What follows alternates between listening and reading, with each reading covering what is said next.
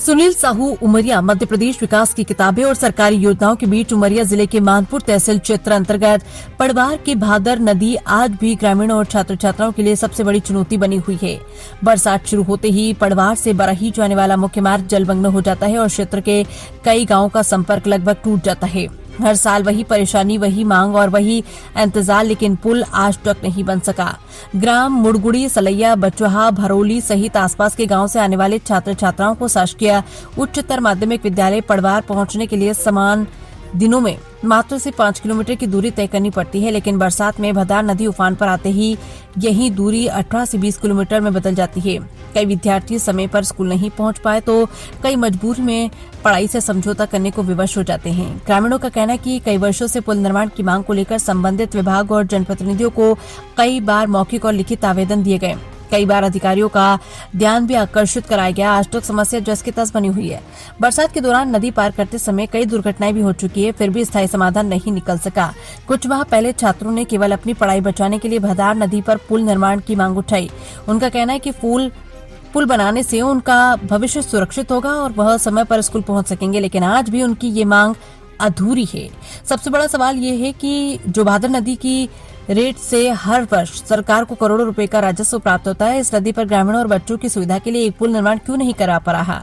यदि नदी राजस्व देने के लिए महत्वपूर्ण है तो क्या नदी से जुड़े लोगों की सुरक्षा, शिक्षा और जीवन भी उतनी ही महत्वपूर्ण नहीं? ग्रामीणों और छात्रों में इस बात को लेकर गहरा आक्रोश है। इनका कहना है कि यदि जिला प्रशासन, संबंधित विभाग और जनप्रतिनिधि शीघ्र मौके का निरीक्षण नहीं करते तो क्षेत्रवासी आंदोलन और हड़ताल करने के लिए मजबूर होंगे। इंडिया टीवी 24 न्यूज के लिए सुनील कुमार साहू की रिपोर्ट। पुल न बनने से क्या परेशानी है आप लोगों को?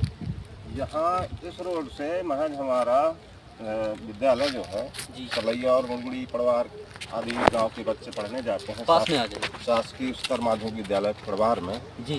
तो ये विद्यालय की महज दूरी 1 किलोमीटर है जी जी। लेकिन बच्चों को 4 महीने ये घूम करके और 20 किलोमीटर की दूरी तय करना पड़ता है जी। और इस रोड से 4 महीने तो कोई निकल ही नहीं सकता है जी जी। इतना पानी रहता है जी। रोड पूरा जाम रहता है, तो 20 किलोमीटर की दूरी बच्चों को तय करनी पड़ती है। ये परेशानी होती है और इस रोड पे कम से कम 50 गांव लगे हुए हैं जी जी। जिनका विकास रुका हुआ है। जी। यहाँ कोई ध्यान नहीं देता है ना, केवल सांसद विधायक चुनाव में ही आते हैं वोट मांगने, इसके बाद कोई देखने नहीं आता ग्रामीणों की क्या परेशानी। क्या आवेदन दिए?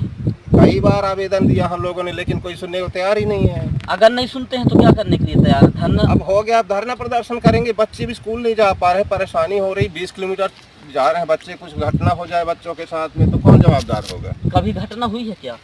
हाँ, अभी बरसात में एक बच्ची बह के इधर गई थी, फिर कुछ लोगों ने उसको पकड़ा था।